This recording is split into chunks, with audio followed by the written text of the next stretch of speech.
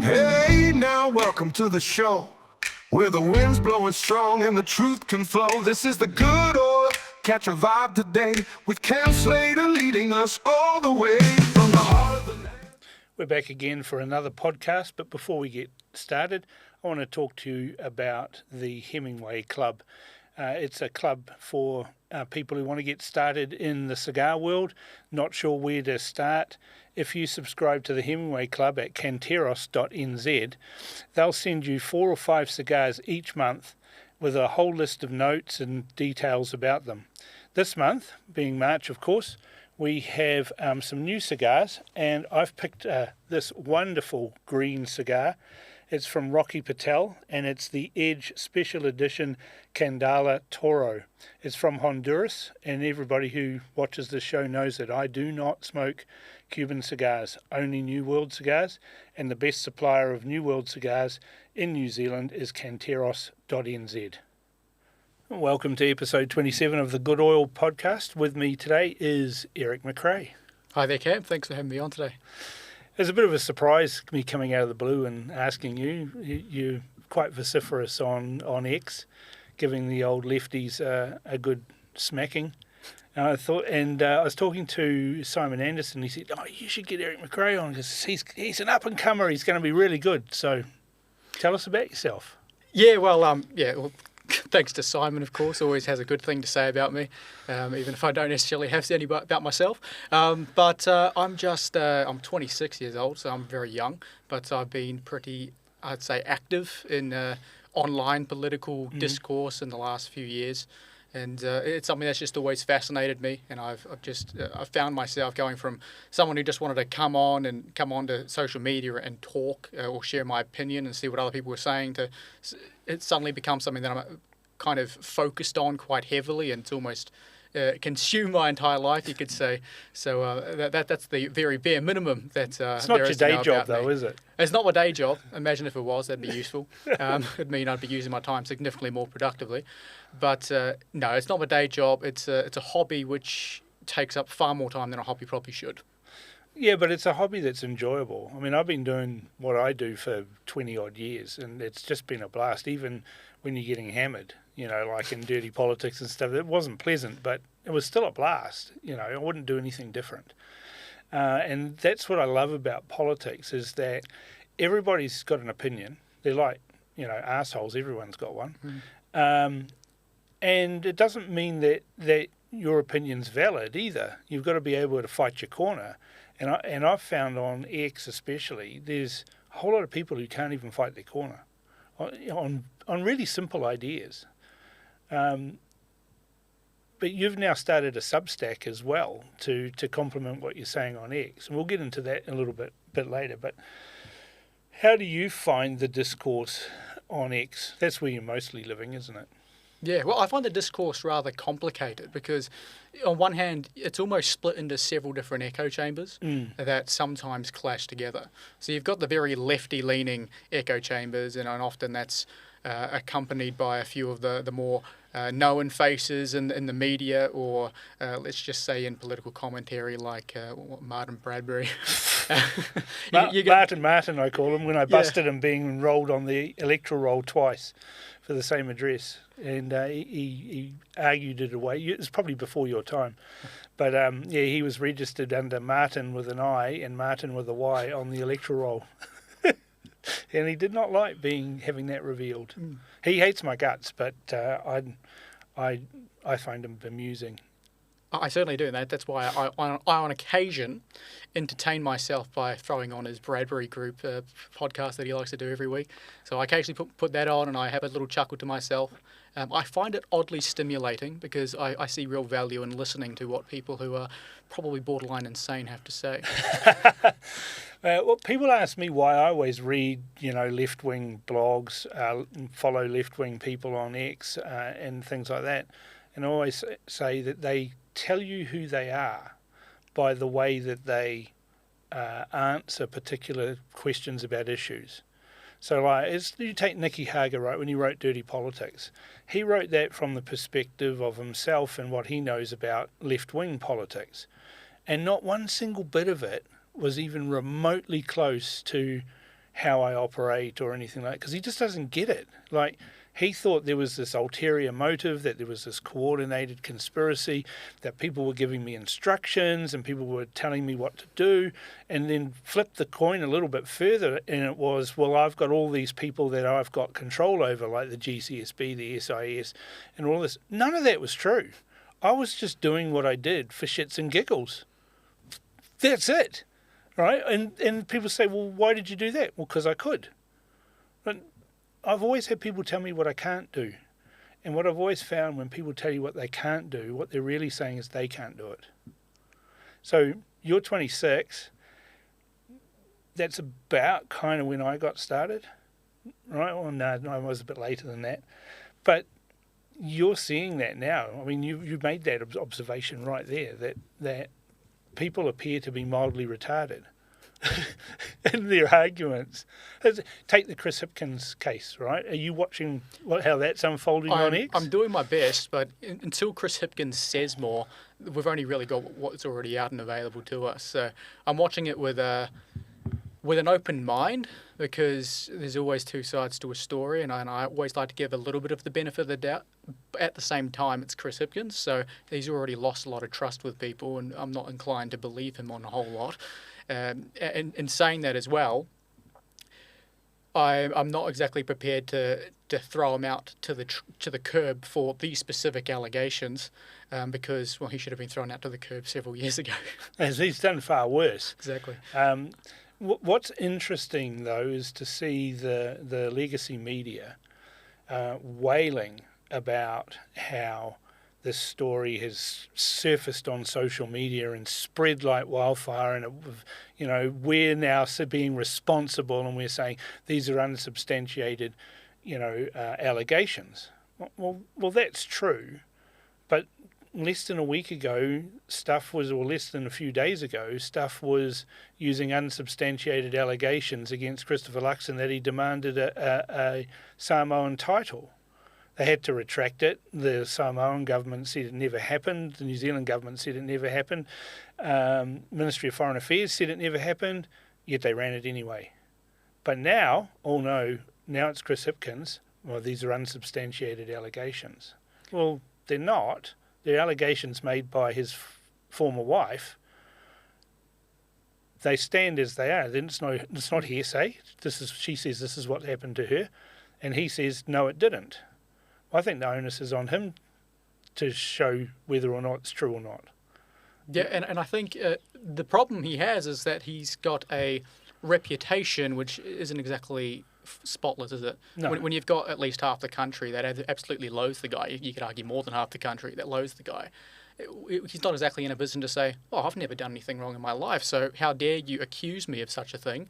Obviously, it's all a political beat-up to try and get me rolled before the next election. Well, I don't know why anyone want to roll him. It'd be like when we were trying to roll Cunliffe, and we almost did, and I was thinking, oh God, we almost rolled him. We could have ended up with someone better than him. So that's the danger. But what I've found interesting is the left wing, and I'm pretty sure they're staffers. I'm pretty sure that they're political operators and pretending to be genuine people on X, and they make comments like, oh, she works in Casey Costello's office. Well, what's that got to do with the allegations? The allegations are that he's a deadbeat dad, that he's heartless, and he's cruel. That's pretty much what they are without getting into specifics. So what does it matter where she works? Yeah, well, I feel like that feeds into the deniability of the average left-wing voter, right? If they can argue that, well, if she works for Casey Costello's office, then there's probably a chance that it's all nonsense, and so we can just push it to the side and not really address it. We can actually avoid addressing it because it's probably just a conspiracy. See, I'm looking at it from the politics of it. I don't know any details of other than what's been published, but I'm pretty good at guessing where things are going to go. And I'm pretty certain that there's going to be receipts paid out. And the denials that have come from Christopher Hipkins are going to end up with egg on his face. And that's what's going to finish him off, not the fact that he is alleged to be cruel and a deadbeat dad and everything else that goes along with that. And what's going to make it worse is all of this happened while he was Prime Minister. So here he was running the country, and the allegations are he was doing all of these things. I don't care about the affair, right? Nobody really does. You know, it's prurient nonsense. They're politicians. They're all screwing everybody else, right? If they're not doing it metaphorically, they're doing it for real, you know. But it's a bit rich to be complaining about, politicians' families should be kept out of it. Well, look what Labor did to Don Brash. You know, they hurled accusations about him having an affair with Diane Foreman. And Trevor Mallard was quite scurrilous in all of that. So it doesn't really wash with these lefties that are carping on. And again, as I pointed out to a couple of them, what does it matter where she works? Right? It looks like he's a deadbeat dad. We need to find out if he is. And that's where I think the receipts will come in, and then we'll see what happens. How that plays out for the election, though, who knows, honestly. Well, if I was running a hit job on Hipkins, and I'm not, but if I was running a hit job on Hipkins and I had all this information, I would have kept it quiet until Labor had spent all their money on TV ads, spent all of their money on billboards and all of those sorts of things, because you've got limited amount of money according to the law for election spending. I would have waited till they'd locked and loaded all of that, and then I would have hit them. And it would have been devastating. And they either had to have a lame duck leader going into the election or change everything. And that's when it hurts. And I'd say they don't have a Jacinda Ardern up their back pocket this time either. So unless Karen McAnulty's considered that, which I probably wouldn't. He's not as dumb as a bag of hammers. He's quite cunning. Well, yes. But Jacinda was dumb as a bag of hammers. made it effective, I'd say. But Karen McAnulty, I like to call Lennon McAnulty, just due to his features tend to be a little bit too similar to that of Vladimir Lenin for a self-proclaimed socialist, for my liking. Yeah, well, he was proud. He's a proud socialist. Yeah, He told us. And you know, the Wairarapa proudly elected them too. They've always done insane stuff. I mean, Ron Mark, Georgina Beyer, right? They're all the crazies. And so then they elected Karen McAnulty. But I understand he's a thoroughly nasty kind of politician.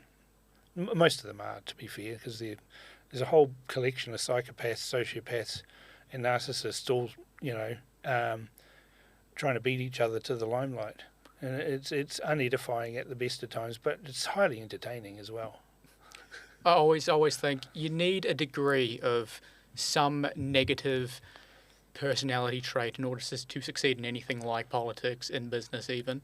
But I think it's about how you utilize that negativity, let's say, within you to do something useful. Because you can take, let's say, psychopathy or narcissism and use it for self-advancement and things towards your own interest. But at the same time, you are more than capable of harnessing those traits to do something valuable. Well, that's what Jordan Peterson says, isn't it? When he says things about you need to be a dangerous man. Right? You need to have the ability to go from 0 to 100 miles an hour in cases like defending yourself, defending your family, defending your partner, that sort of thing. But people have to know that you're dangerous. Politicians tell us they're dangerous. I mean, they change laws, unintended consequences all the time, and do crazy stuff. We saw what happens with unbridled power when Jacinda Ardern became Prime Minister and then had a crisis where she could become a dictator, effectively. And she loved it. Actually, you said you've been doing this for about 6 years? 4 years. 4 years? So, yeah, at the tail end of COVID. Is that what prompted you? Partially. I was more just interested in getting to know how, you know, some people online were talking and then, you know, have a platform to speak my own mind. But it certainly is part of the reason why it became something more than just a casual toe dip.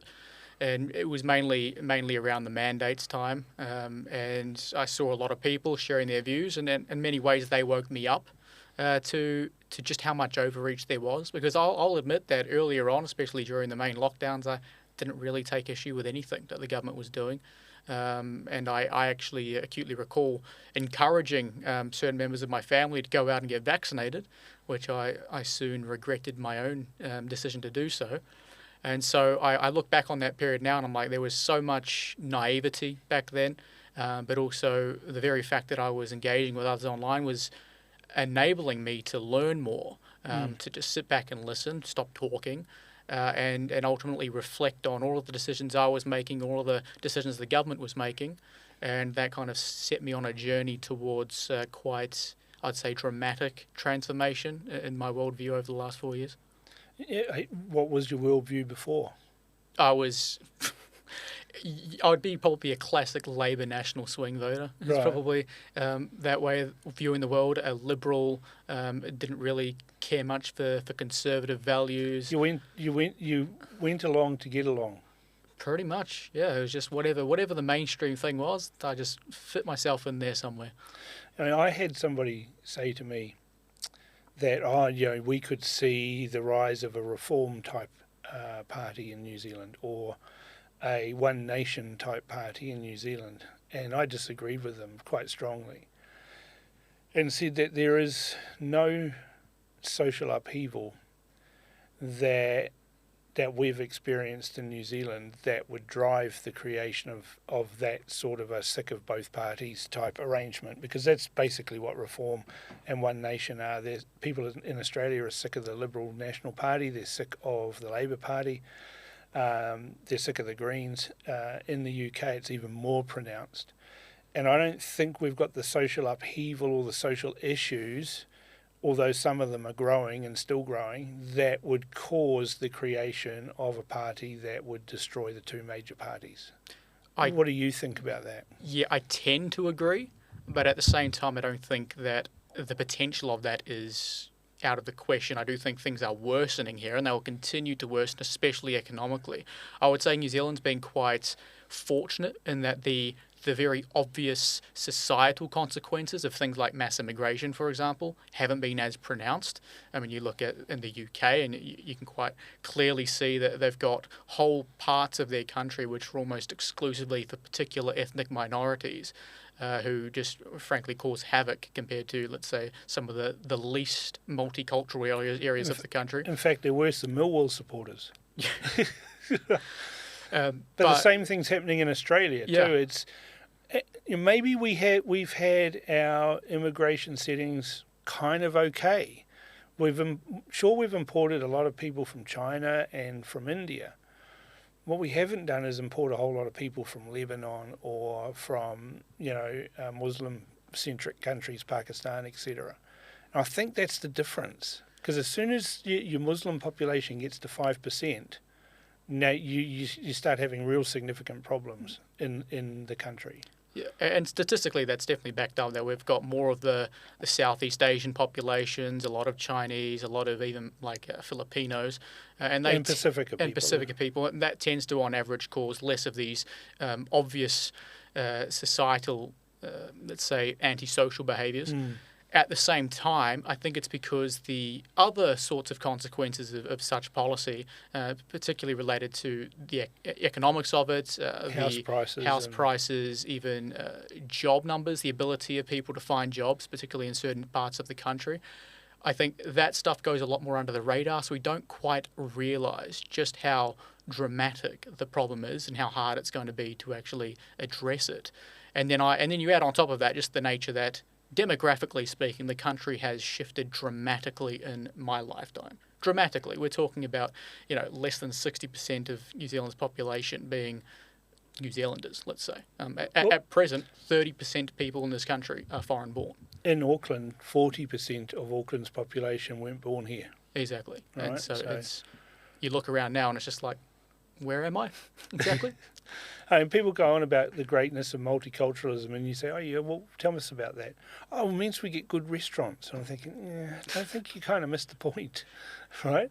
Well, I believe, right, that we should have an immigration setting that you're coming to New Zealand because of the New Zealand way of life. Fit in or fuck off. And that's the way it should be.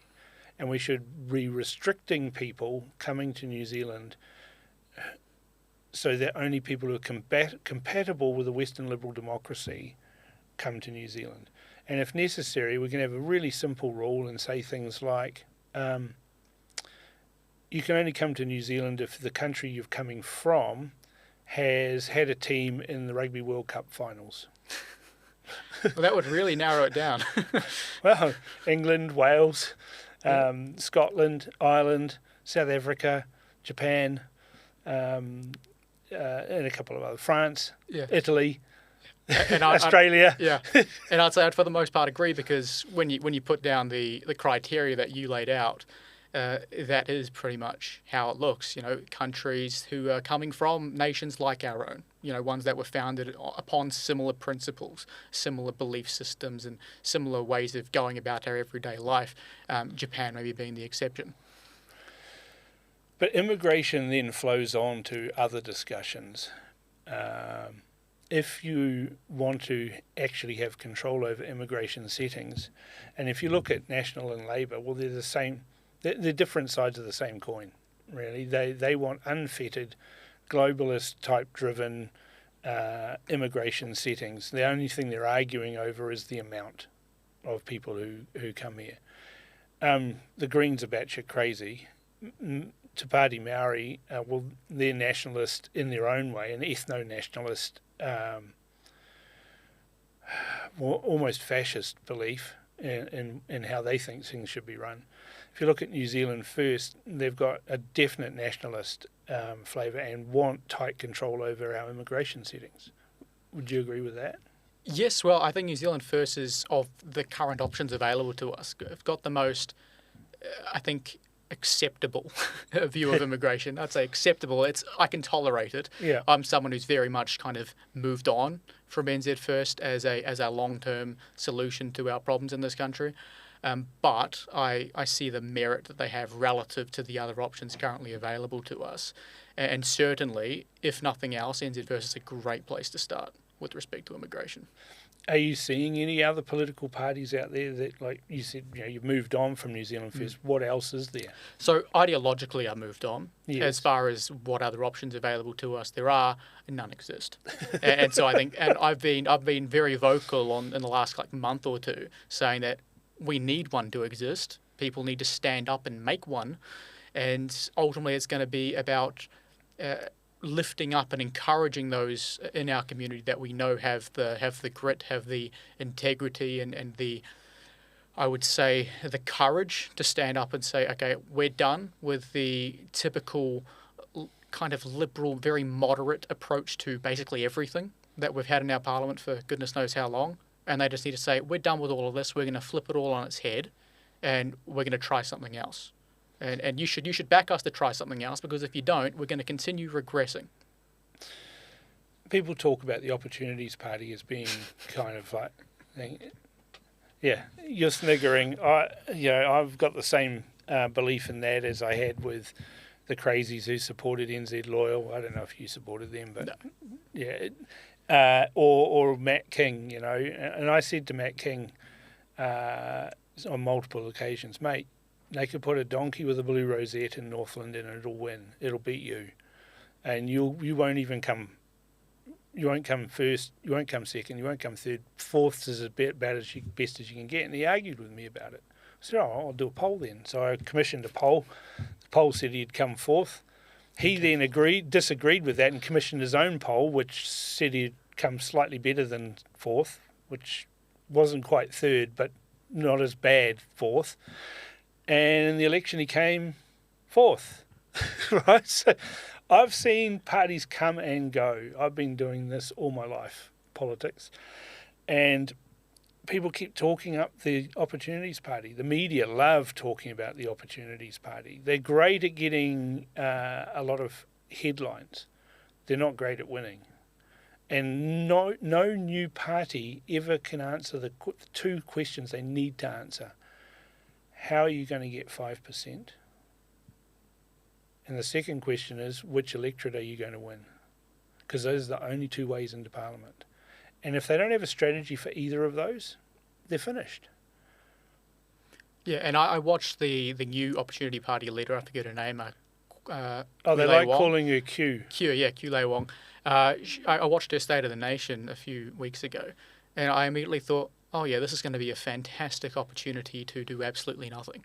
And if you want to throw your vote somewhere that does nothing, vote there. I would say that they are to the left of Labour, even though they're trying to platform themselves as a evidence-based, moderate centrist party. They always say that, but as soon as you give them some evidence, Oh yeah, they hate right, it. I'll give you evidence-based politics, right? They won't get in. They won't. That's it. There's the evidence. Right there is the history of New Zealand politics, is that unless you've got a sitting MP or someone very well known, and even then that doesn't help, and you can spend millions of dollars and still come nowhere. That's what the Opportunities Party will be. I'm very safe in that prediction. You get Martin Bradbury, who's going, oh, the Opportunities Party is a way to break the stranglehold away from the Greens and to Party Maori for Labour. Really? How? Like moron. How are they going to get into Parliament?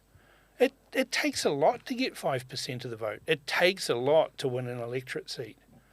You need a catalyst to unseat. Most of the electorate seats are held by National or Labour, right? Apart from a couple for Green and a couple for ACT. That's not situation normal. That will eventually revert. And the Opportunities Party, what's their plan? Right? What's Matt King going to do? What's the crazies on the so-called freedom community, which isn't really a community? It's a whole bunch of people bickering with each other about who's pure and who's not, right? And at the last election, it cost about 5 or 6%, hoovered up across the various parties, went nowhere and was wasted. Hopefully we don't have that same idiocy that happened last time, this time.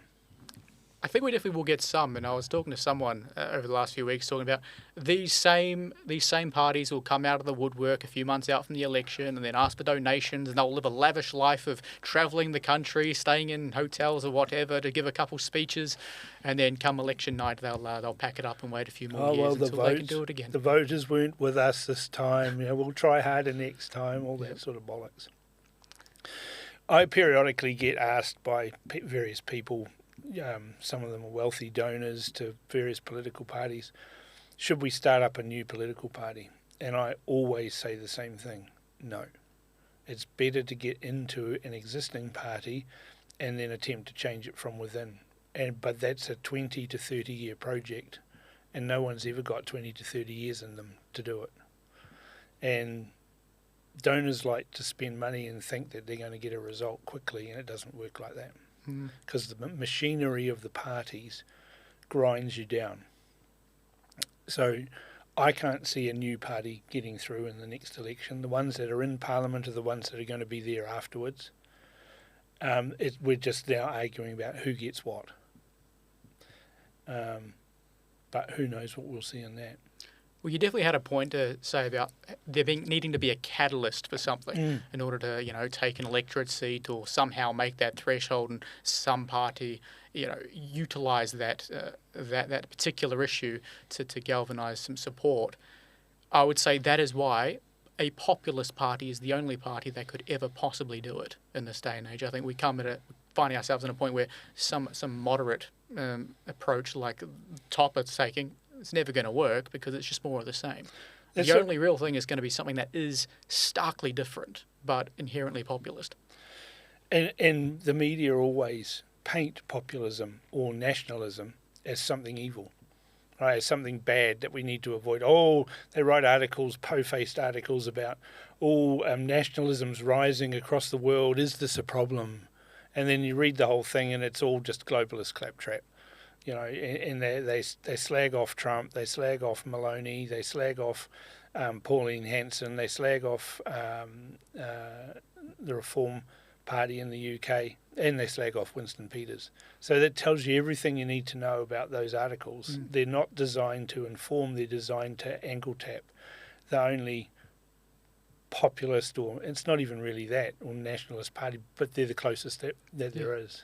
And it is ironic because these are the most moderate examples.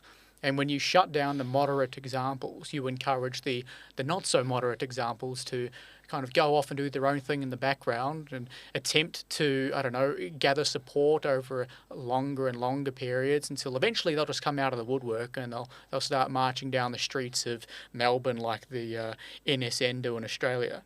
And that's what you get. That's what you get when you shut down the moderate option. Yeah, you get the extremes, and you get, I don't like having people pushed into shadows, because in shadows they do dark things. You, silencing people when they're expressing their point of view, as abhorrent as it may be, the solution is not to shut them down. The solution is to point and laugh, and mock and ridicule. Periodically we get these idiots in Christchurch who dress up in black shirts and black boots and march around and shave their heads, and we should just laugh at them. The Kyle Chapmans of this world and people like that, just crazies. Don't push them into the shadows. Let them come out so we can see them, so we can all know what they're up to. But that's the problem, is we've got a whole bunch of people, mainly on the left, who just want to silence people for having a different point of view. Yeah, I also find that it's rather interesting, because I actually have had run-ins with these kind of people you would say are on the fringes of the right. And they typically are anonymous people who stick to the shadows, who hide behind various weird caricatures for profiles. And they're not a fan of me, and which is funny, because of all of the somewhat known entities on let's say X, I'm probably the most aligned with their worldview, and yet I am public enemy number one. I'm like worse than Chris Hipkins. You're controlled opposition. As soon as somebody says controlled opposition, they're crazy. Yeah. But what I find is, and this is something that I personally believe about these people, is they lack the courage to do what's necessary, because they are aware that the general consensus among society, they're aware that how the media will portray them is as neo-Nazis that no one has any time for, and they don't want to compromise anything about their life other than feeling a little bit edgy, even if in some ways the root of what they believe has some validity. They look at someone like me who will openly say things which they want to say, without having any fear for my own reputation. I'll say it, and as a result, they loathe me. It's like that Antifa, or the anti-fascist. There's about 10 of them in the whole of New Zealand. They speak like they've got far more power than they are, but actually they're the fascists. They are the ones who are trying to shut down events, trying to stop threats of violence, trying to stop events happening, cancelling bookings for things because they don't like them. So when Avi Yemeni came here to speak, and they tried to shut down all the venues that we had booked for that, I just rang up Brian Tamaki and got his venues, and we went ahead.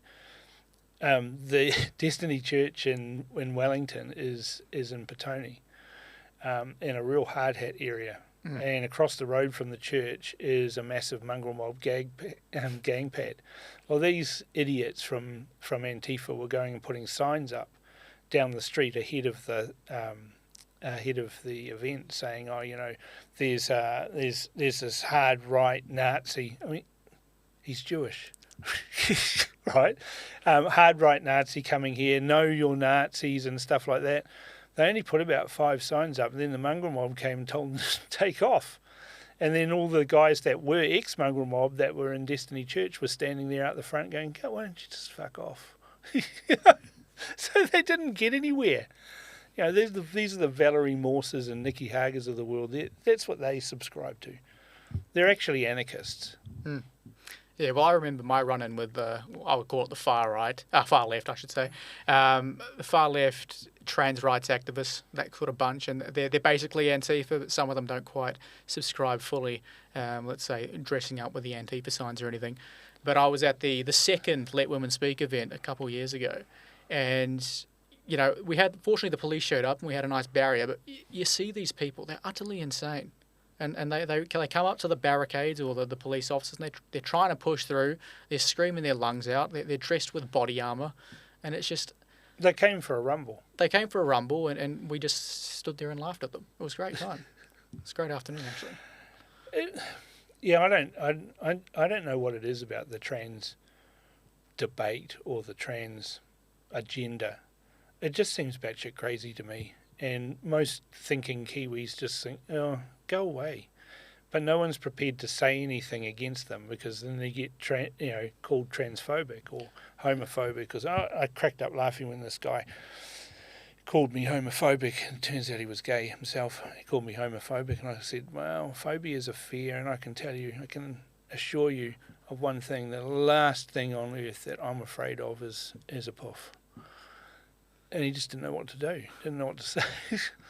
But I come out with things like that occasionally, and I find it hilarious that our entire society has been made to bend over backwards for a very, very tiny minority in New Zealand. Like about 5% of people in New Zealand are gay, right? Whether it's lesbian or gay or whatever. Trannies are a very small percentage of that 5%. So it's fuck all nobody. And yeah, we've got, rainbow police cars, we've got rainbow, initiatives and all of this shit going on with the police, with government departments. There's an inordinate amount of money that are being spent. And then you've got government funding of all of these education things that are being put into schools. And I'm thinking, God, I'm glad my kids went to school a long time before this nonsense raised its head. Yeah, well, I'm only 26, and I tell you what, 10 years ago when I was at high school, none of this was a thing. Absolutely none of it. I was shocked to suddenly see it come out of nowhere, and for the demographics or the percentage of people who are, let's say, 14 to 20, who identify as some form of trans or gender diverse, I was like, what? I maybe met one person who was maybe slightly weird in my entire time at high school. Slightly weird, yeah. And even then, maybe one or two people were gay. Outside of that, everyone was extremely normal, understood what a man and a woman was. But no, suddenly there's this massive, almost what I would say, gender theory ideological phenomenon that just swept across the entire Western world. And now it's just the normal belief that gender is a social construct and is very much up for debate. I just think it's a social contagion, and the teenagers just went along with it because it was a fad. I mean, I was going for a walk in Takapuna one day, and it was like 8 o'clock in the morning, and this mother was dropping her kid off at school, and she was in a school uniform. The daughter was in a school uniform, but she had cat ears, she had paws on her hands, and she was like licking them like this, and she had a frickin' tail. And the mother was sitting there like just staring catatonically straight ahead, like, oh, please get out of the car. She got out of the car and then walked off, and the mother drove off. I was thinking, if that had been my daughter, I said, take your stupid tail off, get rid of your paws in your ears. If you want to be like a cat, the next thing that goes in your lunchbox will be cat food. But nobody does that. Oh, no, they're just experimenting with their sexuality. Fuck off. They're just being stupid. Put them in timeout. Nobody's done it. Yeah, I would very much be like, okay, actually, you know what? I'm not going to tell you not to dress like that. I'm not going to tell you not to behave like that. But what I will do is I'll start treating you like that. So I'm going to ensure that you go outside to use the toilet, or I'll give you a kiddie tray. You'll only be eating cat food. I won't refer to you like I would a normal child. I'll treat you like I would a cat. I'll pick you up when you don't want to, and I'll drag you around the house, against your own will, and put you on someone's lap, and just see how quickly you snap out of it. I know. The thing is the media have driven it, but it's interesting when you realise why they're driving it. I know of 3 senior journalists in the mainstream media whose children are trans or going through the trans process, and unsurprisingly, that's all they write about. There's always an article about understanding trans and understanding this and all that, and they never declare that their own son thinks he's a girl. I'm of the opinion that it's a mental illness, right? I get people are gay and lesbian and whatever. I get that. Right? You're attracted to blokes, you're attracted to women. No one cares, right? No one cares who I'm attracted to. No one cares who you're attracted to. So we don't care, right? We don't want to hear about it. We don't want to, it sounds like bigoted in that. It's not. I'm very tolerant. I actually don't care. But pushing this agenda, the trans agenda, onto kids at school, get fucked. I'm not on board with that. Yeah. I'm at the point where I don't even care if I'm viewed as tolerant, because the people that matter, what they say is what really is important to me. And the average person who thinks I'm intolerant, I don't care about their opinion.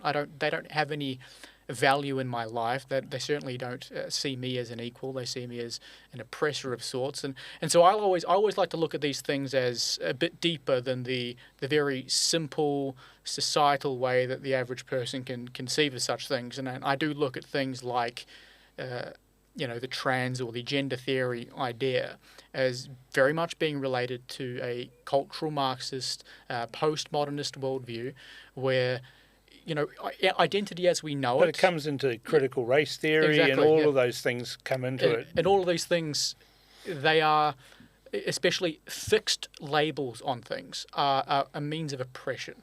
And so when we call someone a woman, we're calling them a woman because we want to oppress them, we want to treat them as lesser than.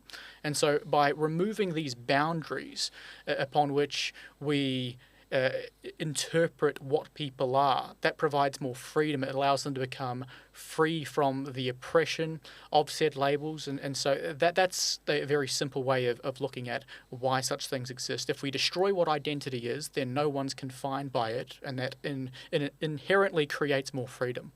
It's a weird way of putting it, but yeah. Well, where it all comes undone, if you go and live somewhere like, I don't know, Waiheke, right? People will tell you Waiheke's a wonderful, inclusive environment. It's fantastic. We welcome all kinds here, until I rocked up, right? It was like, we're inclusive and you're destroying that. You need to leave. So, okay, so not so inclusive then. That was the behaviour that went on over there when I lived there. It is insane and batshit crazy. But that's where that leads to with this, we're inclusive. When people have to tell you what they are, then they're not. It's like when someone says, I'm an entrepreneur. Are you? Really? It's the same thing. Well, I'm this. I'm not sure. And society's been conditioned to not say something in opposition. They view it as being rude. I'm not rude. I'm just speak my mind. And I've got an excuse. I had a stroke. It affected my front left of my brain, and so things just come out of my head. But I take people as I find them. And if they treat me with respect, I treat them with respect. I respect people's abilities. I don't care who they sleep with. I really don't. Just like with Chris Hipkins, I don't care he had an affair. I really don't. It's irrelevant. What I care about is core philosophical values, like paying for your kids that you've brought into the world. That's far more important. And if somebody is a deadbeat dad or a deadbeat mum or whatever, then okay, that's a fair enough political thing. Who you sleep with, don't care. Yeah, I came from a house of divorce, a home of divorce, and ultimately that was basically all I ever knew. But it showed me probably the right way to deal with such things, because both of my parents always made the best effort they possibly could to provide what we needed, no matter the circumstance. And on the drop of a hat, suddenly I would need to go to somewhere else. I'd need to go to one of them or the other, and they worked as best they could to bring us up in a difficult situation, despite how they felt about each other. So that I think that's a great teaching moment. And when you don't have that sort of experience as a young person with parents who are having problems, that can result in you not learning such things, and ultimately that then reflects on your future relationships and how your kids may view the dynamics at home. Well, let's get to a bit of an expansion around a couple of your articles in Substack. Right, you wrote one recently about nationalism and the rise of nationalism and why that's not a bad thing. And I think you also flipped that over a little bit and said why socialism is a bad thing. Yeah, so my relationship with socialism is complicated. As is the nature. Once upon a time, you would have seen me just spouting the most neoliberal takes ever. But I'm very much... Well, that's not socialist, though. I know, but this was what I'm going with. You would have seen me spout the most neoliberal takes ever, but now I'm very anti-neoliberal. And this is where my relationship with socialism gets weird, because... Neither of those have delivered, have they? Exactly.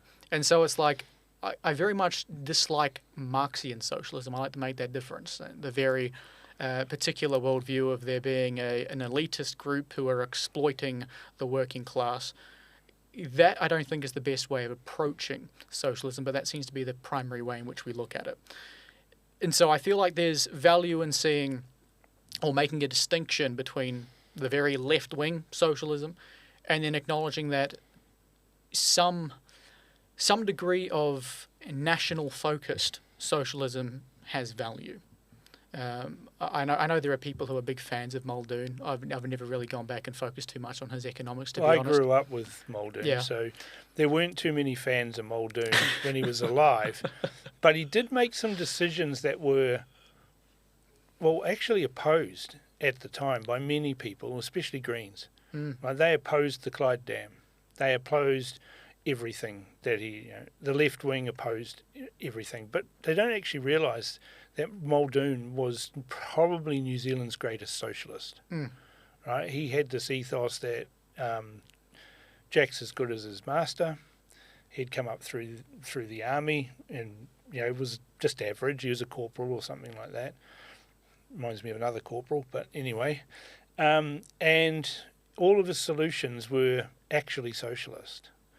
They weren't the Tory party under Muldoon back then, and many people stood up and opposed Muldoon while he was alive, including inside the National Party, and those people were destroyed or minimised in the party. Some of them went on and ended up being cabinet ministers and actually walked the talk that they were talking. But I think Muldoon was misunderstood, and I certainly misunderstood him, and some of the things that he did back then, we should be very, very thankful that he did do those things, particularly around energy security. And that's why I find what Megan Woods did when she was the energy minister in allowing Marsden Point to be shuttered. She was the one who made the decision to reduce our strategic reserve of oil products from 90 days to 21 days. And I had people telling me from Marsden Point who worked in there, senior people, saying, sometimes the boats are late. And that's what we're seeing right now. We've got a shortage that they're controlling via price, which has seen the fuel prices leap up. And it's because the boats are late. If we had 21 days worth of fuel in New Zealand, right, the Iran war kicked off less than 21 days ago. So that fuel that's here being used at the pump now was already bought and paid for. So they're using price to lower the amount of people who are driving so that they can eke out that 21 days of solution until the next ship arrives. Yeah. And people don't understand that. But I understand the economic sabotage that Megan Woods perpetrated on New Zealand by allowing that refinery to be shuttered for the cracking of oil. Because it was built so that we would crack our own oil, right? It was quite difficult. We've got oil in New Zealand. Why are we importing it? It's ridiculous. Muldoon, I believe, was a socialist, but I believe his heart was in the right place. He was trying his very, very best to do the best for New Zealand. Yeah, and that's very much kind of why my relationship with socialism is interesting, because I do very much believe that our economic policy should be set to advance our own interests, provide us with security in times of global difficulty, and ensure that we have reserves of oil, reserves of gold even, there, and that we have certain industries that are able to flourish and not have to rely so much on overseas to accommodate our various needs. I think most Kiwis have a tinge of socialism in them. We all want to have a free healthcare. We want to have a free education system. We want to have a impartial police force. We want to have all of these sorts of things, and those are paid for by taxes. Where we have a problem is when socialism gets out of hand and it turns from a safety net into a trampoline. Right? Even I think most Kiwis think that for those who are the least among us, and it says that in the Bible as well, those who are least among us are the ones that we should be looking after, that we have a welfare system that looks after those. I think it's appalling that we have basically a group of hobos living in our cities. in towns that no one seems to care about. No one, but the National Party says, well, we're going to put move on orders in place. To where? Ponsonby, probably. Where do we move them to? Out of the central city, they'll just go somewhere else. There's already homeless people living in Takapuna, for example, in the CBD there. So I have a real problem with things like move on orders. I have a real problem with things like, we've got all these homeless people. Why? We've got a social welfare system where people can get paid a benefit. We've got social housing. Maybe there's some people who need to move out of the social housing because they're actually not that bad, and these people have a higher need. Let's move them in. And the politicians that spout the most about this are the ones who do the least. Right? I mean, National solution's stupid. Moving them on. I just think that's ridiculous. But at least they're doing something. What's Chloe Swarbrick doing? She's the MP for Auckland Central, right? She's just talking. Oh no, this is bad. Why isn't somebody feeding Chloe's hobos? That's what socialism's about, isn't it? Yeah, well, I think our country's, approach to economics is a little bit incoherent, especially with I agree. especially with the nature of our very incremental changes that we have, because we've just got these two main parties. And so we find ourselves kind of trying to run a neoliberal society or nation economy whilst also trying to be a welfare state at the same time. It doesn't really work that way. You can't reduce the amount of government influence over the economy whilst at the same time increase the amount of influence over the economy and create a welfare state. And I think we always see people on the left, and it's particularly Labour and even the Greens, they like to talk about the Nordic model or how the Norwegians are doing it. It's like, well, they've got oil. Exactly. And what do our parties say? Don't touch the oil. No more exploration. We're not allowed to use any of our natural resources because it will destroy our image. But the Nordic model. Yeah. I mean, it's ridiculous. And that's the other thing. We've got huge natural resources. We've got more coal than we know what to do with. And we've got these moronic parties that want to keep the coal in the hole. Let's take the Indonesian stuff. Yeah, we'll burn the Indonesian stuff. We'll burn oil to get it here too in the ships. And then, the only place that can use the coal is in the centre of the North Island. So now we've got to truck it from the port to... Using diesel. Right? It's crazy. Use our own coal. And the Indonesian coal, it's shit. Right? It's so shit that it can't be used at Huntly unless it's mixed with New Zealand coal. Right? And that's from somebody who works in the coal mine at Huntly. They get all the coal, they put it into a great big pile, and then they mix it with New Zealand coal, and then they feed it into the burners. And just quietly, if it wasn't for Huntly, we'd be having brownouts. Because the amazing renewable resources that we have for power, they don't work all the time. Right? The lakes get low, the sun doesn't shine, the wind doesn't blow, and guess what you need? You need thermal for base power loads. And there's no strategic planning for any of this. Right? What power station is further north than Huntly? There'd be none. Yeah. So we make power in the South Island and we ship it to the North Island through a cable where it's losing amounts of power all the way through until it gets to Auckland, and then it really loses power. So then it goes north from Auckland is what's left. It's a ridiculous model. It's crazy. And then the Cook Strait cable needs replacing, and that's several $1 billion. And where's the plans for that? Socialism. Incoherent, as we're saying. Actually, MMP is actually the problem, because we are ground to a halt by the middle ground, who are people who sit there and go, well, maybe we don't need to do anything.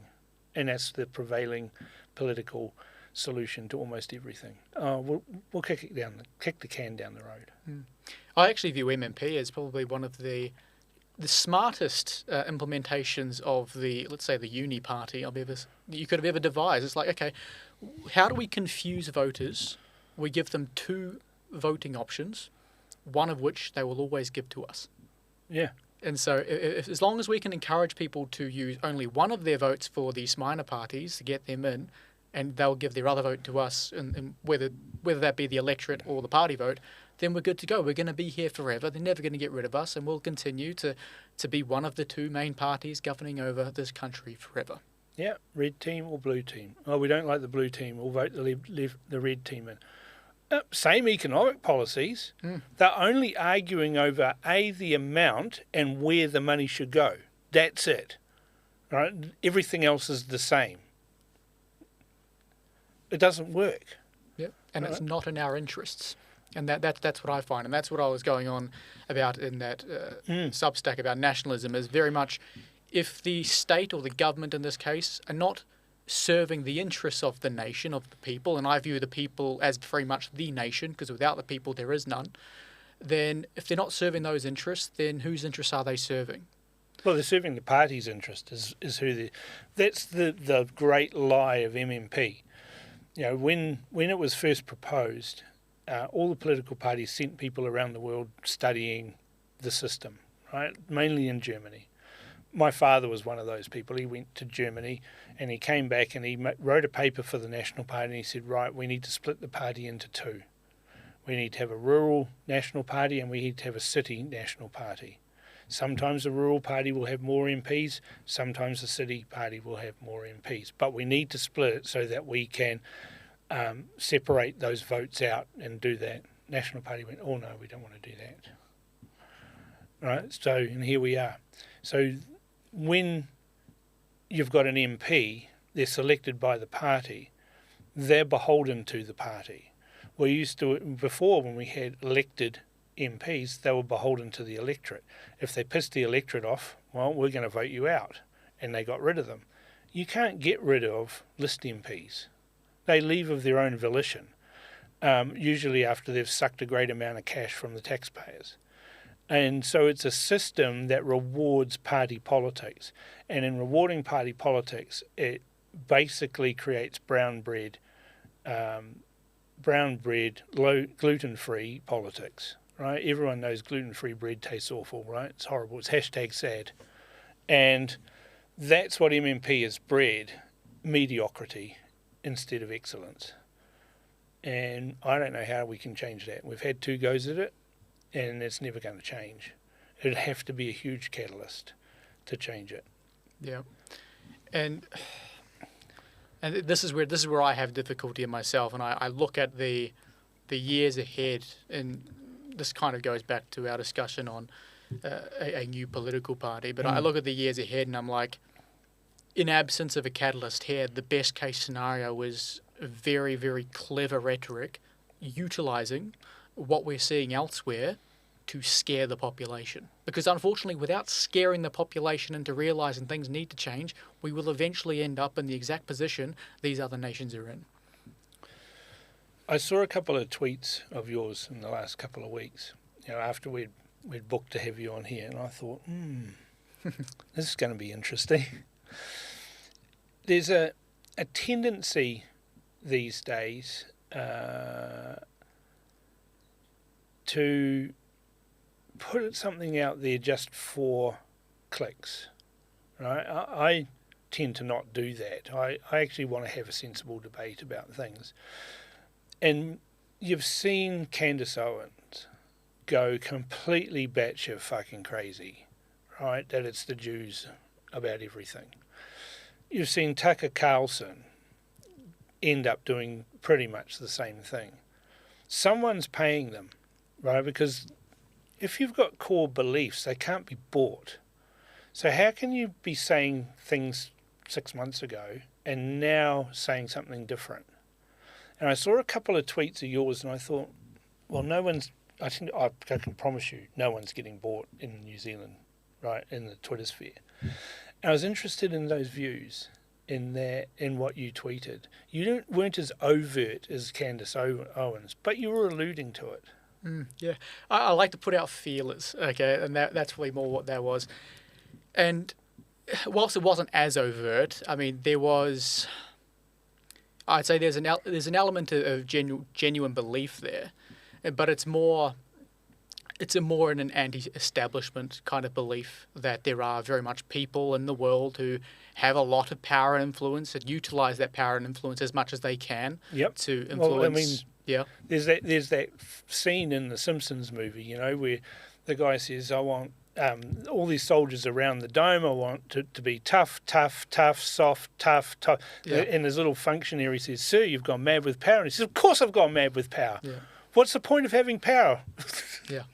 And I tend to agree with you. There are some people out there that do that. I don't think it's billionaires, though. Billionaires, yeah, I don't think attaching a particular amount of wealth to those with power is the right way of going about it. I think people either are in a position to wield power or they're not, and they can obtain that power over people in many different ways. In politics, many ways, blackmail, various means. Ultimately, money does play a role, but I don't think it's inherent to actually having that influence. And so I think you look at particular lobby groups, particularly in the US, and I feel like certain lobby groups have far too much influence over the US Congress than they should be, and ultimately that has resulted in probably a lot of the decision-making regarding Iran at the moment. And I think that is just very clear to see throughout the Western world in particular, and particularly when you relate it to things like global institutions, be it the World Economic Forum, the United Nations, and is why I always like to take a cautionary approach with any involvement with such institutions and really just not entertaining what they're saying unless it can advance our interests. And so I very much see the broader global establishment as an inherent threat to our own nation's sovereignty, and we need to ensure that those who would sooner serve the interests of that establishment over New Zealanders, that they need to be ousted from our parliament and from having any sort of power and influence over us. So let's play devil's advocate for a little bit, right?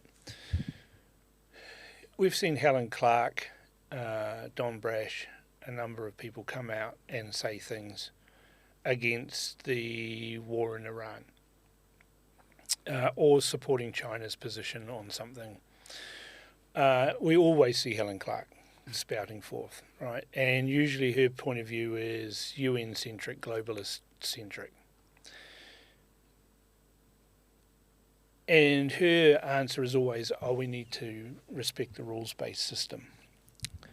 The rules-based system allowed Iran to do what it's done for 47 years because no one ever challenged them. Oh no, they could shut the Straits of Hormuz. Oh no, they could do this. Oh no, they've got the 6th largest army. Oh, their air force is the 9th largest air force. Oh no, it is always an excuse for not doing something about Iran while they're using the oil revenues to launder cash via Venezuela, because that's what they were doing, shipping oil to China, who were paying in yuan instead of US dollars, subverting sanctions, funding terrorism overtly and covertly, funding Hamas, Hezbollah, Houthis, any number of Islamic terrorist organisations in Africa, in the Southeast Asia. They were funding it in cahoots with Qatar. Qatar was the veneer that they would put over the front of everything. They had Al Jazeera and all of these sorts of things. This is this very complex thing. But for 47 years, the Islamic nation has shouted death to America, death to Israel. And we're building the wherewithal to be able to do that. And they've admitted that they had X number of tons of enriched uranium to 60%. It was the global organisation, the rules-based system, that allowed all of that to happen until Donald Trump came along and said, you know what, we're sick of it. Bang. Fuck about, find out. And all of a sudden you find out that that big army is toothless. The ships are all on the bottom of the ocean. The Air Force is destroyed. And they actually are a paper tiger. They've been funding all these other people that were causing all the mayhem and sitting there and pretending that it didn't happen. I'm not sure the rules-based order works. I think I completely oppose the rules-based order. I think it's an order designed to keep the most.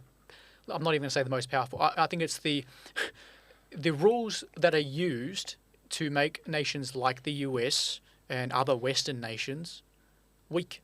It's used to allow others to continue going about what they're doing, whilst, frankly, allowing. Actually, let me restart that. I believe that the global establishment is using the rules-based order to maintain power. And by keeping, let's say, the US toothless, you could say, by saying, oh, shit, you're not allowed to do that. You're not allowed to go into Venezuela and take Maduro, actually. No, you're not allowed to go into Iran and stop whatever they're doing in there. I think they're utilizing it as a means of, let's say, money laundering, because I'm not going to pretend they don't have their little fingers in the pies of these third world, dictatorial states in some way or another.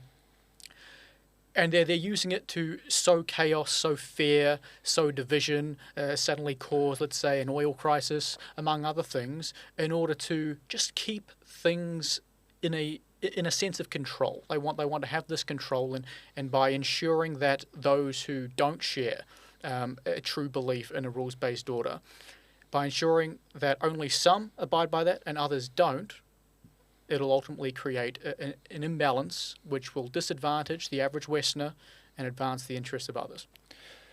So if you look at Israel, for example, right, they do anything, there's all of a sudden a UN resolution opposing that, they all vote on it and everything, right? Since the creation of Israel in 1947, they've been attacked multiple times with significant wars, which they've won every single one of them. Except they're not allowed to win. Right? Like in every war that's ever fought anywhere else in the world, there's a winner and there's a loser. Not with Israel. They're never allowed to win. Right? Oh no, we have to have a ceasefire. Oh, we have to have a truce. Oh, we have to have demarcation. Oh, we need to have peacekeepers in there. No, you need to stop doing that. You need to stop doing that. And so we've had constant war because the rules-based system said, oh, no, we can't have Israel winning. A tiny little country that's 1% of the land of Islamic nations, and that's too much. And when they fight back, oh, it's the Jews. Oh, it's terrible. It's bad.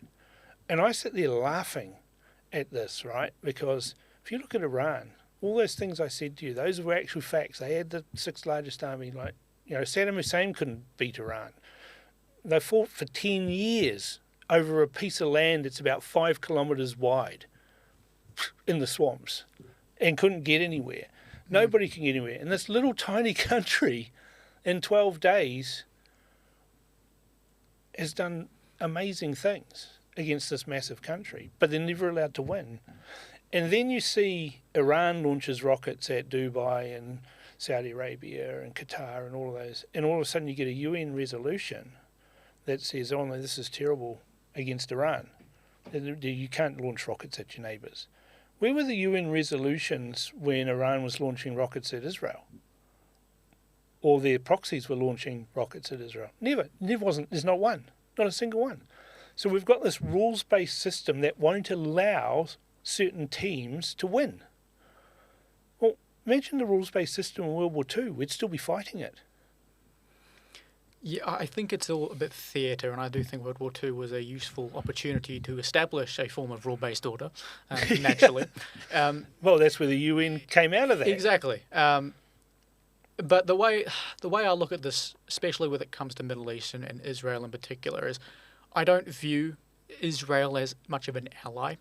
I view them as a nation who is very much, I feel like, viewed as an ally by much of the West, and as such they like to leverage that relationship to get support in defending their own land. There is some truth to that, though, because Israel was supported by the West. Yeah, right? They exist because and of the West. all of the countries around Israel were supported by communist nations. Yeah. If you have a look at the weapons, right?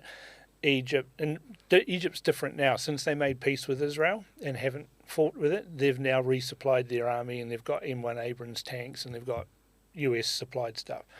But if you look at Assad's forces in Syria, if you look at Lebanon's forces, you look at Jordan's forces, Jordan's a little bit different because they got stuff from the French and they got stuff from the English and things like that. But by and large, most of the Arab nations around that area were supplied by the old Soviet Union or China. Yeah. And Iran's the same. They're supplied by Russia or China, and they've developed their own industry. So you're right, the geopolitics of it used to be a West versus East. That kind of fell down once the Berlin Wall went and the destruction of the USSR and all of that. So that's just a little background on what you were saying, right? Israel's a country that's fighting for its existence. That's the way I say it. They're a liberal democracy. They are a democracy. And they're surrounded by a whole bunch of people who hate them. Mm. Yeah, and the way I look at that situation now is, whilst in some ways you can empathise with their situation, you certainly wouldn't want New Zealand to be in that situation. I wouldn't. I, at the same time, don't believe that them attempting to leverage the goodwill of New Zealand or Australia or the US or the UK is in our interest at this moment in time. We actually don't have any goodwill towards Israel in our government. Well, yeah, not in our current one, no. No, not in the current one, not in the previous one, not ever. Right? We have never supported any of Israel's position in any UN resolution. We either sit on the fence or we vote against them. Right? We don't even have an embassy in Israel. Our embassy to Israel is in Ankara, Turkey. Right? So they've got an embassy here. They're trying to be friends. We're the ones who aren't friendly. We're going, oh no. And that's, again, historic. We can't have an embassy in Israel because it would send the wrong message to the countries around them. What that's saying is that we don't believe that they're a real country. Yeah. It's crazy.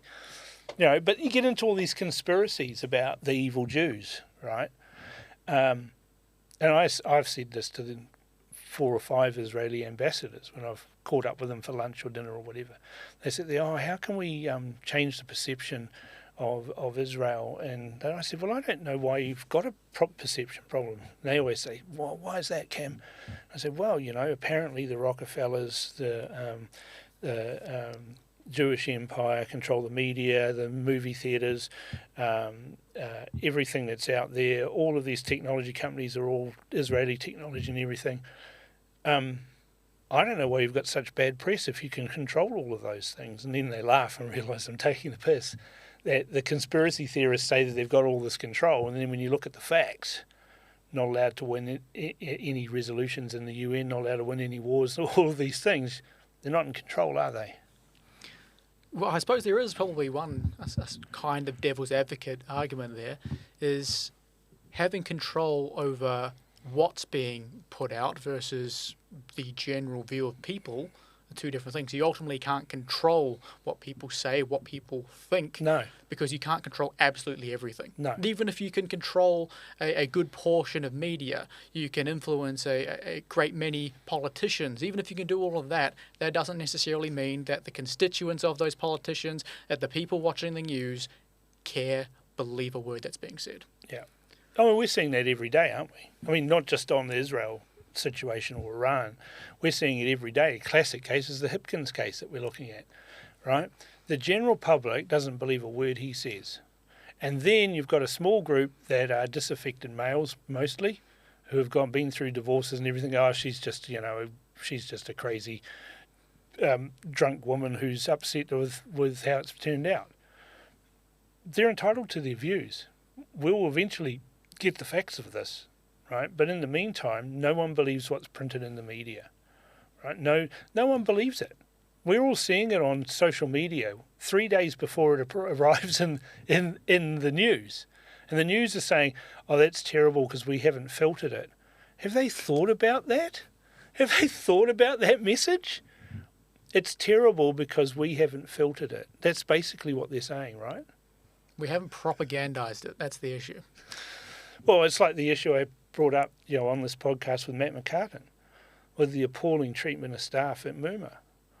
Right? The mainstream media stayed silent on. This is an appalling treatment of workers by an organisation that's founded by a unionist who's currently in the Labour Party as a senior MP, whose wife is running it, or she's not running it anymore, but running.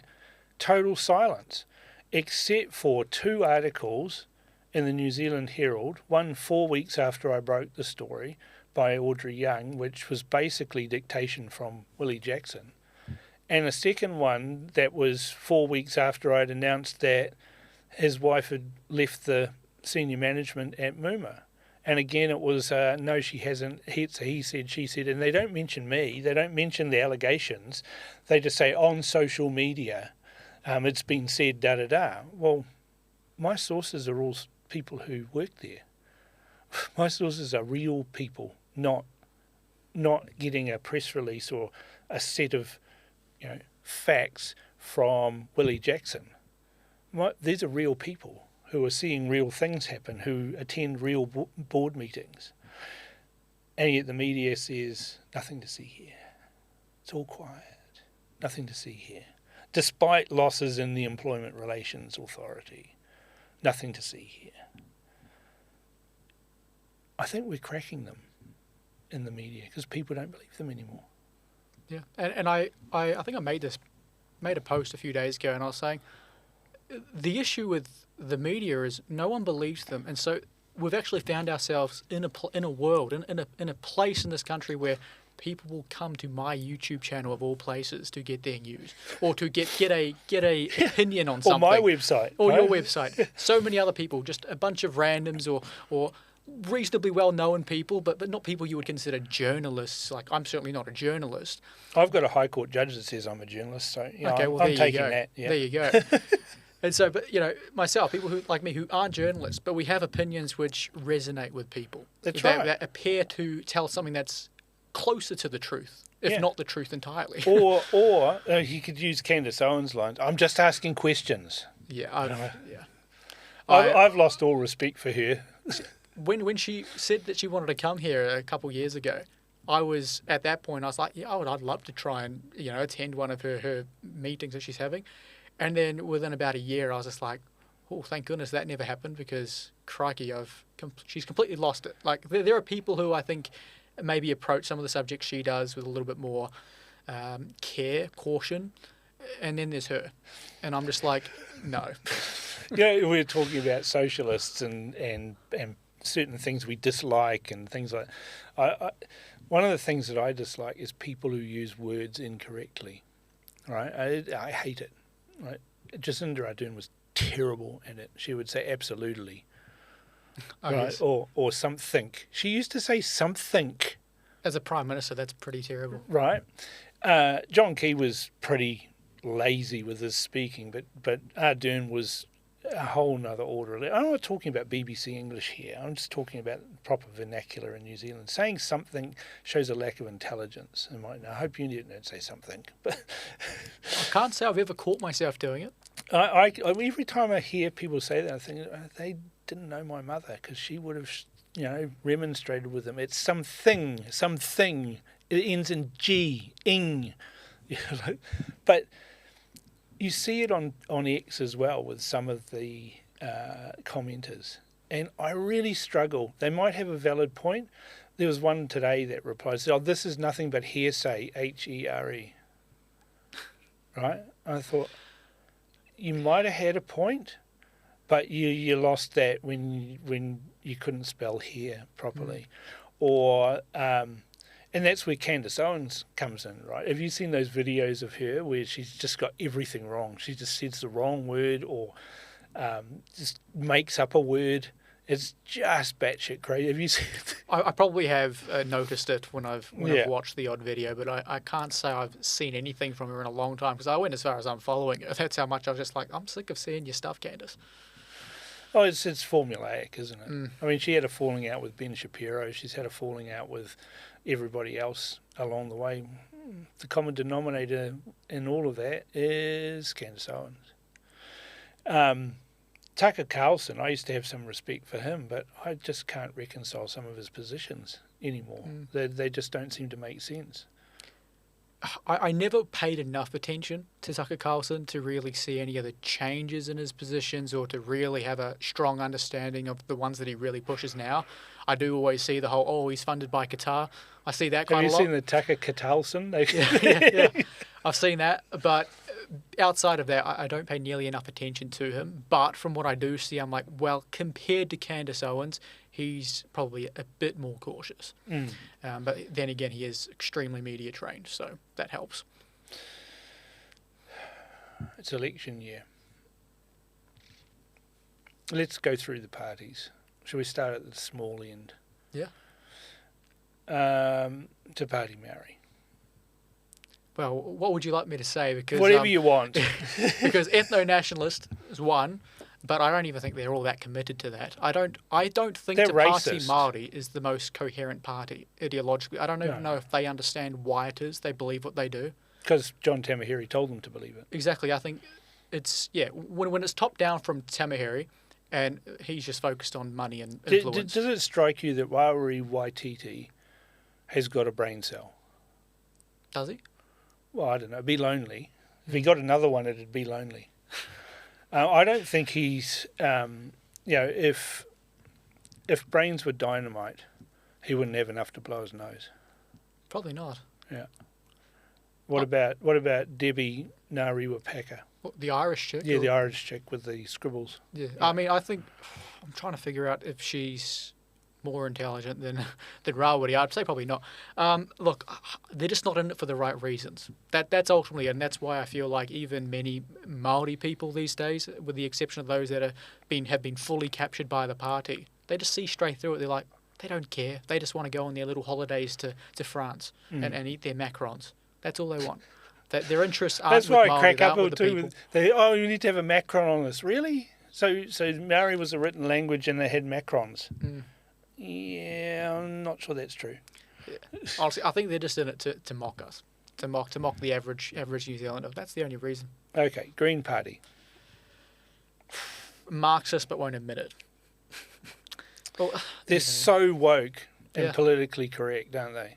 Yeah. You know, they had a rule saying that they had to have a balance between men and women. Of course, they subscribe to all the trans ideology, so you can't really have leadership where one's a man and one's a woman anymore, can you? And then I'm pretty sure they just readjusted their list, taking all the white cis men down a peg, or Yeah. moving all of the straight white men like 5 to 10 places down on their list, so there's no way they'll see Parliament again. I think El Woko Loco even went down the list. Yeah. They've got plenty of migrants to fill those roles, I'd say. Yeah. What are we at? What have we got? We've got New Zealand First Act. Yeah, let's do New Zealand First. The best option for this year is the way I look at New Zealand First. I think It's a none of the options are good, right? Let's be honest here. Politicians mostly are venal, yeah.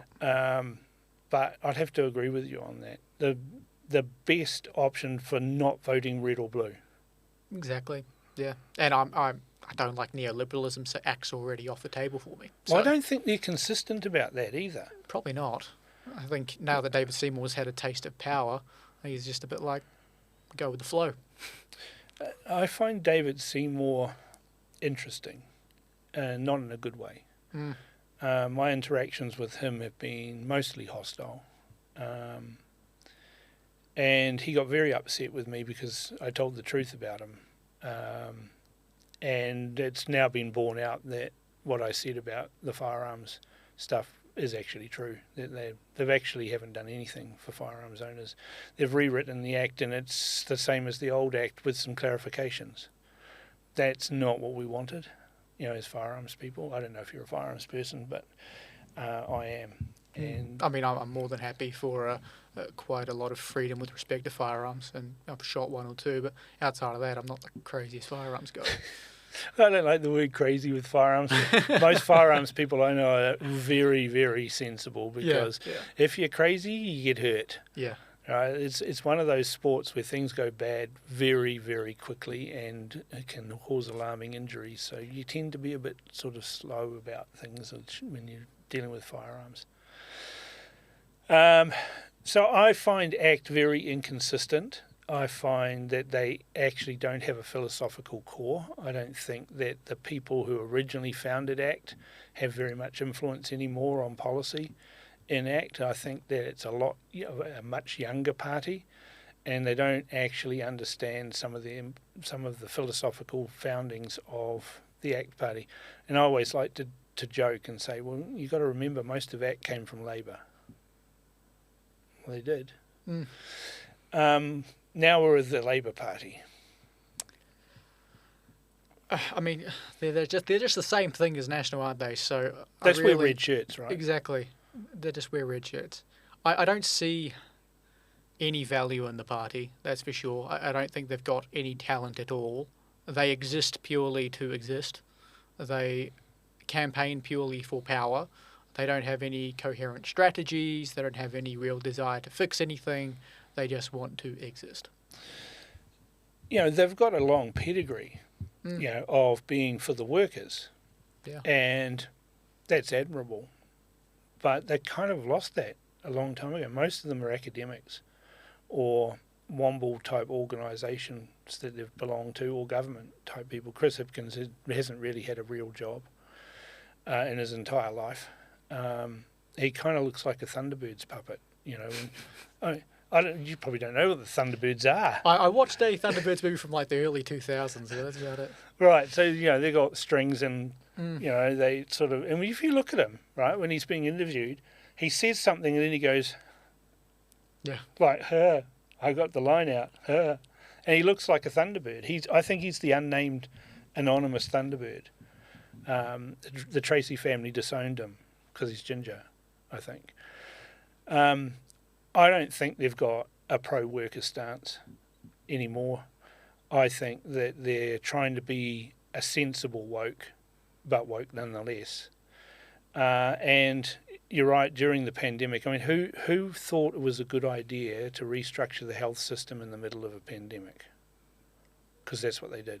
I mean, to be fair, if there's any time you can sell it, it's like, well, we need to do this now because otherwise we're not going to be able to deal with this virus appropriately. But obviously, when people are in a state of fear, they don't really think straight. They don't really question it probably to the degree they probably should. And so I feel like it was not until a year or two afterwards that people started realising, actually, that was extremely stupid. And then when you add on all of their... I mean, all politicians break promises. They all do. But these are particularly egregious. You know, are we going to build a bridge across Auckland Harbour? And it's only going to be for cyclists. And we're going to spend $25 million finding out whether we can do it. And now we're not. We're going to build light rail to the airport, except it's not going to go to the airport, it's going to go to Mangere, and then you can catch a bus from there. And we haven't laid a single millimetre of track, and we've spent $250 million doing that. And that's just two. Where's the billion trees? Where's the 100,000 houses? Where? Where's all these promises? They didn't meet a single promise. And they didn't flatten the curve either. I'm fairly confident such things exist purely to fund bureaucrats and people who have a job to consult on things. Purely. That's it. I'm not sure if you saw this morning, Nick Mowbray posted on X a video taken from his offices in Auckland. And there's like an atrium and they can see the offices of MB across the way. There's not a single person in the office. And then he scrolls past and pans the camera into his office, and there's 50 people working. And he said, this is the difference between a government department and private enterprise. Yep. So I think most of the government departments are still having most people work from home. Probably, yeah. Which leaves us now with the National Party, which is the same as the Labour Party, but with blue shirts. Yeah, well, I think... And a bald Jacinda in charge. Yeah, bald Jacinda in charge. With little tiny hands. Yeah, see, real ones will know that once upon a time I was a National Party member. I was too once. Yeah, and then gave that up for an NZ First membership. Just because I liked membership, it made me feel special. But you get nothing for it. You get nothing for it, yeah. That's the $5 crazy thing about it, right? Yeah. If you go back to the 70s, Labour and National had hundreds of thousands of members. I think they'd probably be barely struggling to get 10,000 members each. Yeah, but I think the way I look at National is I look at their future or the lack thereof, because they really don't put their best foot forward. Last year I was at a debate night at Auckland Uni, and it was between some of the young members of the political parties. So we had the Greens, we had the Labour, we had NZ First and National membership there. National was the smallest party there. They had like 2 people show up. The one person who was there to actually be the debater was terrified, didn't want to do it, and left halfway through. I know, that says it all. ACT and NZ First held their own, and then, well, the Greens, we were right next to their table, they loathed us. They were mocking us for dressing nicely. And ultimately, Well, that's because they wanted you to dress like Chloe's hobos. Half of them were dressed like Chloe's hobos. But I think that just spoke to the differences in, I think, where the parties sit among the youth for starters, but also towards the overall interest that New Zealanders actually have, and the amount of blood and sweat they're willing to put into actually pushing these parties ahead. And I just don't see there's much investment in National long term. They'll probably still be around for significantly longer than they should be, but there's no real movement behind it that's going to grow. It's only going to slowly fall apart from here over the coming years. See, I look at National and Labour, and I think both of those parties like to think they're better economic managers than each other.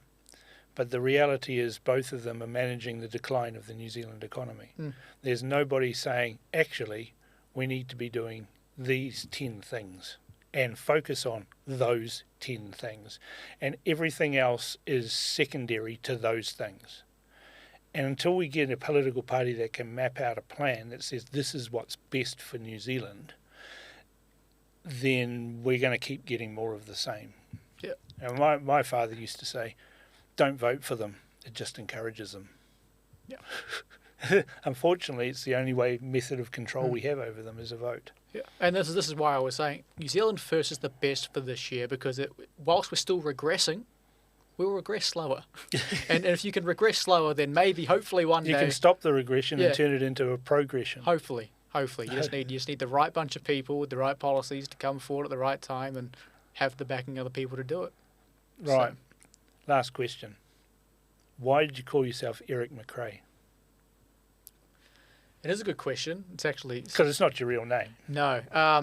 It's complicated. So I have a past. As a young person, I committed a very violent offence and went to prison for it. Spent half a decade in prison, and ultimately coming out, or even a couple of years before coming out, I decided I want to be able to go about life without having to. The first thing that someone does once they meet me is to go back, search my name up to try and find my social media or something, and then just get slammed with a bunch of stuff that I haven't myself explained to them. And so I thought, well, if I change my name, then at least that'll give me the opportunity to get to know someone first before they get a wrong or an incorrect idea about who I am. Yeah. And so that was kind of the reason for it. Also, I suppose I've always kind of felt a bit weird about myself and who I am as a person, and I've just got a lot of bad memories as the name I was given at birth. Always felt kind of as an outsider using that name, so it gave me a newfound confidence and a way to be a bit more open and expressive with myself and kind of come out of my shell. So it's kind of got two purposes in that respect.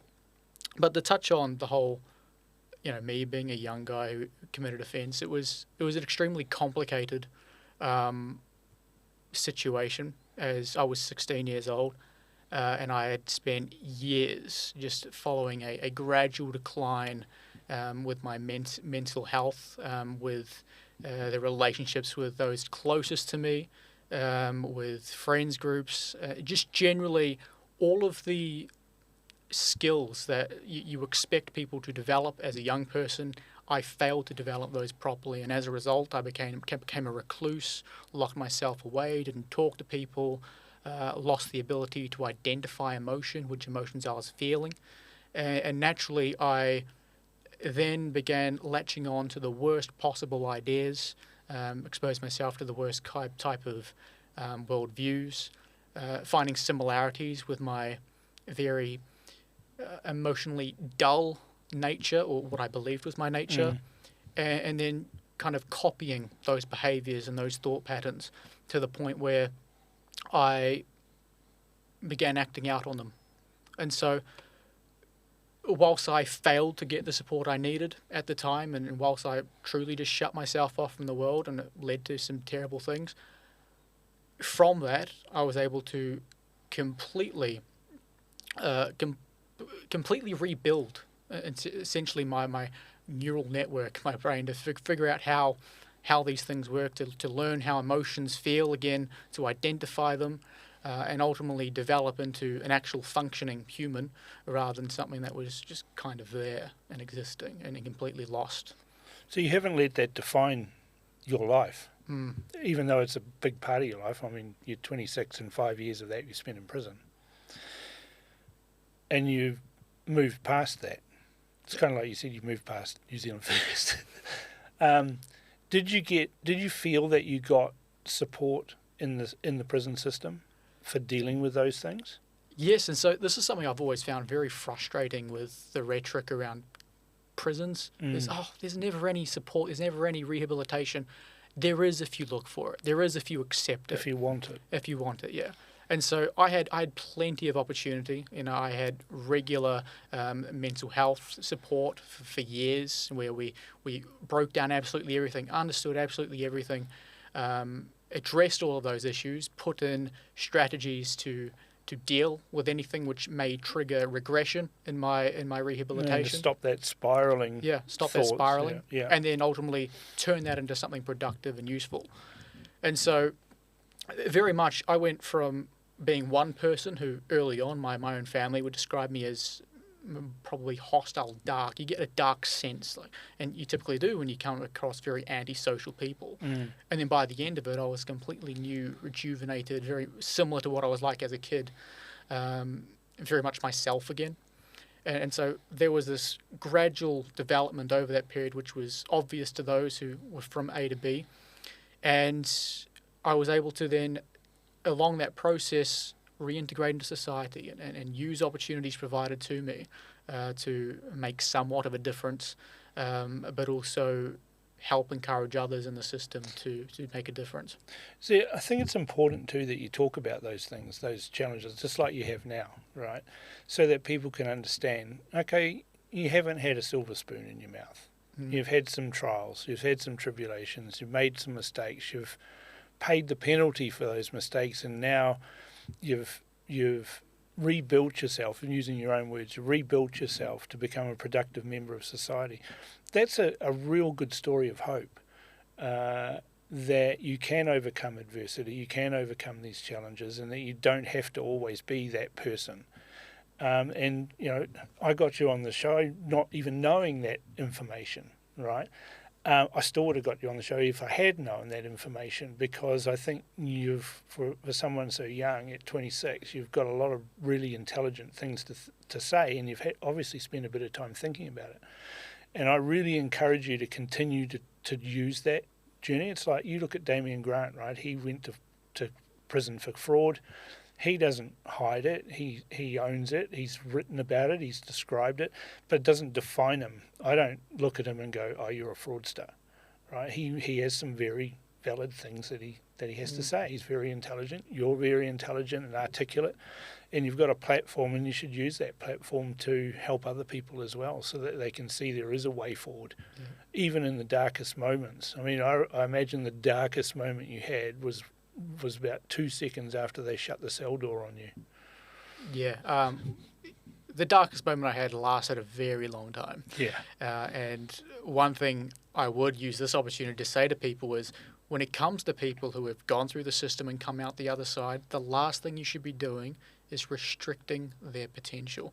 If they've managed to come out the other side and are actively attempting to contribute to society, you should be encouraging them to meet their potential, to do everything they possibly can. Otherwise, what's the point? Why not just leave them there? Yeah. Why not just round them all up and throw them in a ditch? Because if we don't want these people who we want them to be punished, but we also want them to reform, if we don't encourage these people to meet their full potential, then we're actually holding our own country back. We're actually ensuring that our society doesn't progress as fast as it could. And that's a really, really good message to end the podcast on. Thank you so much for coming on the show, Eeryk.